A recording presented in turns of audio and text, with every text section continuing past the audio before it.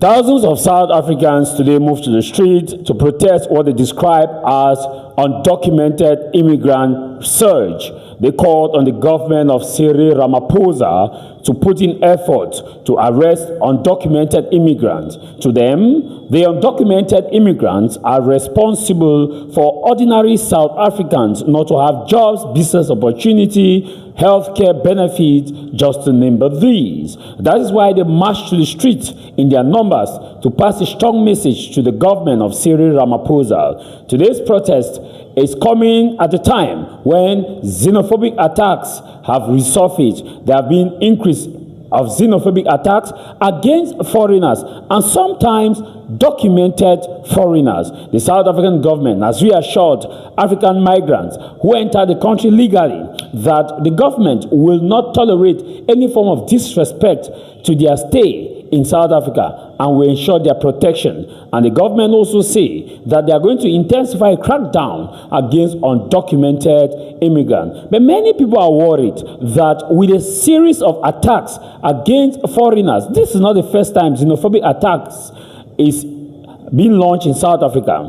And many are worried that why is it that the government of Cyril Ramaphosa has not taken a concrete measure to arrest all those spotted in videos attacking Africans, migrants, whether they are documented or not. Every human being, to those school of thought, have a right to be protected under the Geneva Convention, the right to life, and that the South African government is narrowly escaping from the center of what matters, that is to protect citizens and protect anyone who is in their country. We should never allow the legitimate concerns of our communities about illegal migration to breed prejudice and hatred towards our fellow Africans. We should not allow that to happen. Yes, we all have concerns, as many other countries in the world have concerns about undocumented and illegal migrants.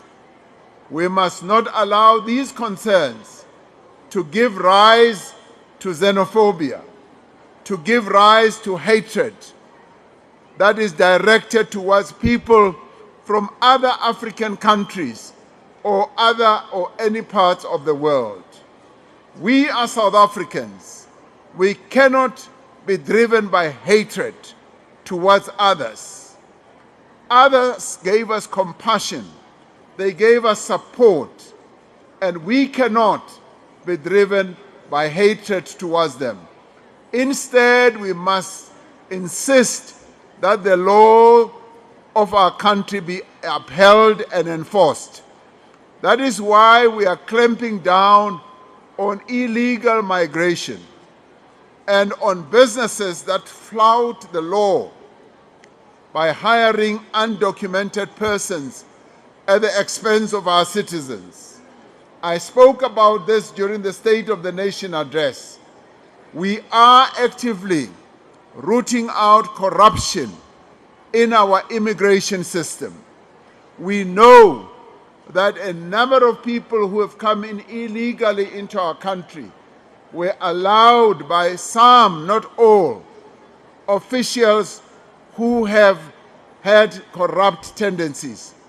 We will not allow people to take the law into their own hands.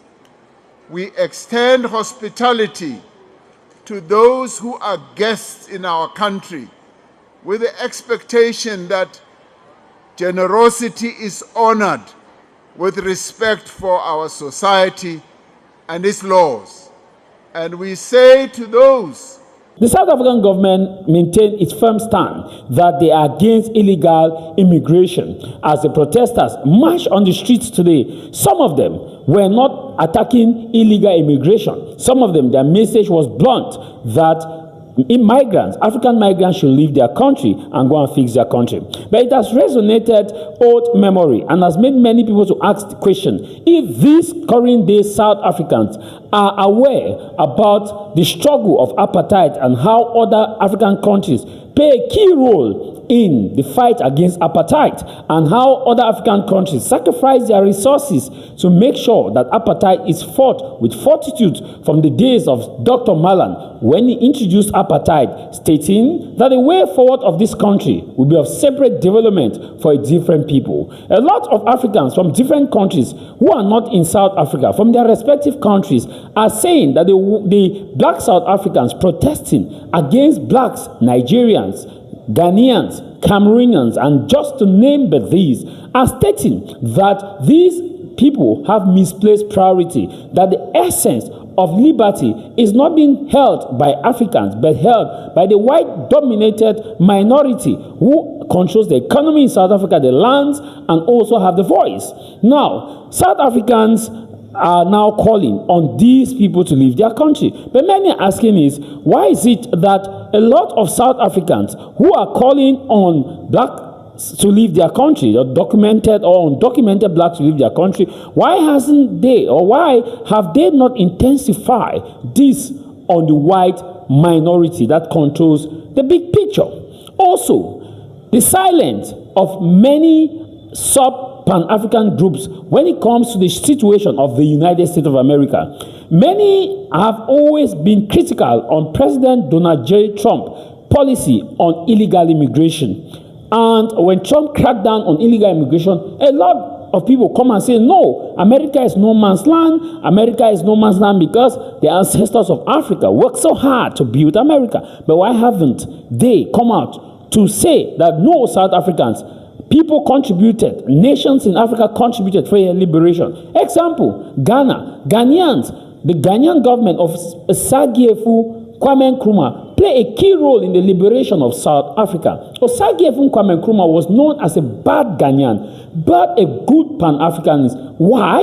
Because of his policy. His policy was more centered on liberation of the African continent, and that is why Osagiefu, when Ghana had its independence, Osagiefu said, the independence of Ghana will be meaningless unless it is linked with the total emancipation for a different African state.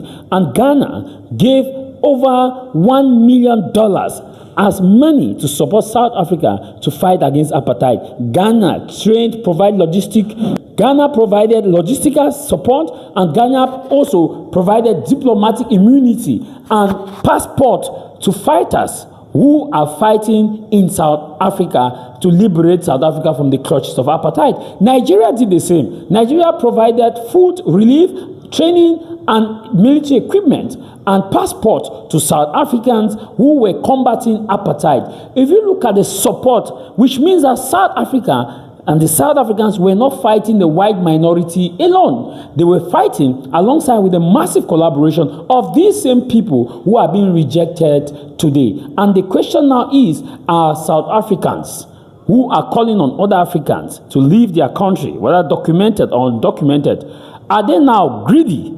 Are they now hypocrites? Are they now no longer interested in liberating apartheid South Africa?